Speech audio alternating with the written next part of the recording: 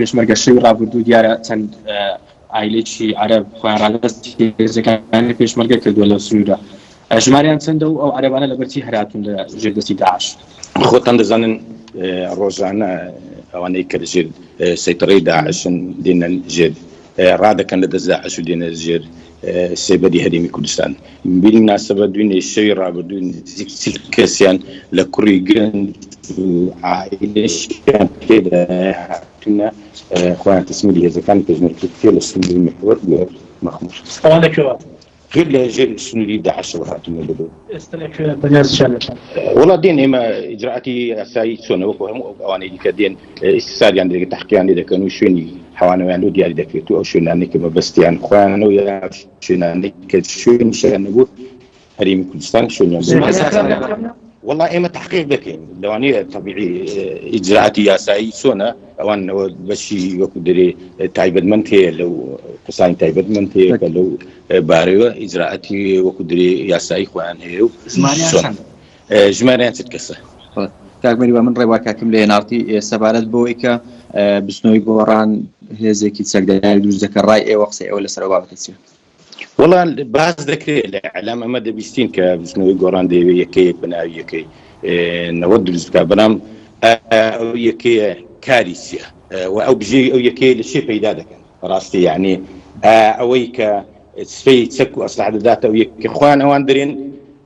بارتي بجل لدس بارتي تسكو أصلحه ولدس بارتي يشتي بارتي يشتي أمادة ما هي سدرسكن بيجمان نخير ما هي شيء باشمان هي وهي يريم كردستان سرتاسري كردستان وهي ذيك بعد أجر بجو إمكانية لدس بارتي يشتي دي بالتأكيد أوان أو بجي نادن أجر أوان بيشان يدرس كان غير دبيله لأن يستر أو بجي وجو تسكو إمكانية تور بقرن أو لأنك تسكو إمكانية جدات أوان سبي يجبو هي زناكا بيجمان حتما بخوي بكاري دينتن كأوج بالتأكيد تقداني كردستاني لذكوته وباس أويك بيانوي وضعك بوت سابقا بيجمان وشرشتش خرابة أجر أوان ديانوي درين خوان لا بلا دبيسين كدانوي درين هز بو دفاعي خمان أوان ديانوي بهز دكتور يسوينو هولير وشرشتش خرابة أكاما كي باز نابيتن بيجمان أوان خوان بعض زان وقتش كردستان جزان أوان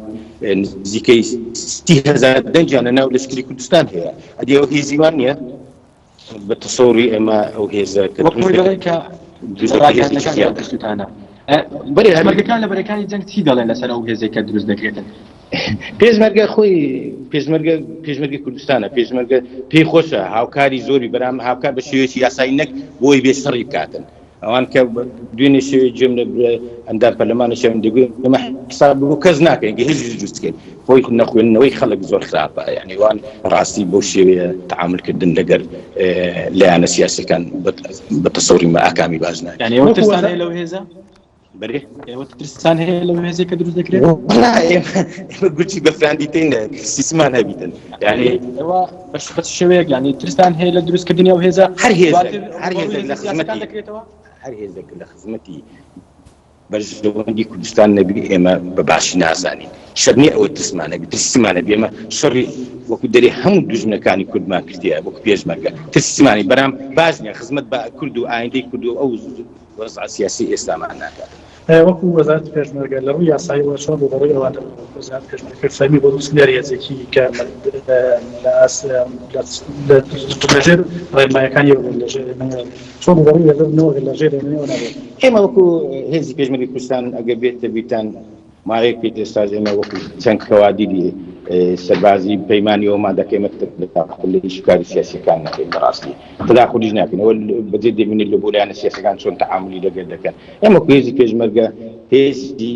پاراستنی سنووری کوردستانی هێزی کوردستانی حکومەتی هەرێمی کوردستانی ئێمە تداخل بۆ شێوەیە تداخل ناکەین هیچ وەکمان لەسەر ئەو بابەتەوە خۆیان دەبن لە لایەنە سیاسیەکان بەجێ سالون كم زول داعش ولا نقصي شو لسان زبير ولا صلاة كنا جلس داعشو لسان ده ترسان كذا وترسان دلوها وشيل لاين أولادي ما يا بابا تواو هاولاتي تأمين بي تواو يعني استغنى ما بخاطر داعش لسر هريمي كردستان داعش أو هي زينما براسي داعش استدين سالة شيء تسنوك أنا ده كان ألغام وده كلام عجب بالله برام هيز بيش من الجسور بإستراكا تسيوي ما بك داعش وكدري بتواني به شوينك ده كردستان داعش كذا. رمضان بقول إيوه ليش بنسد داعش أو نوصاني كما ممكن تثبت. أو خير أو حركاتك برنامج شوية بالسركداتي كدري. ولا بنرى أن يا مدتي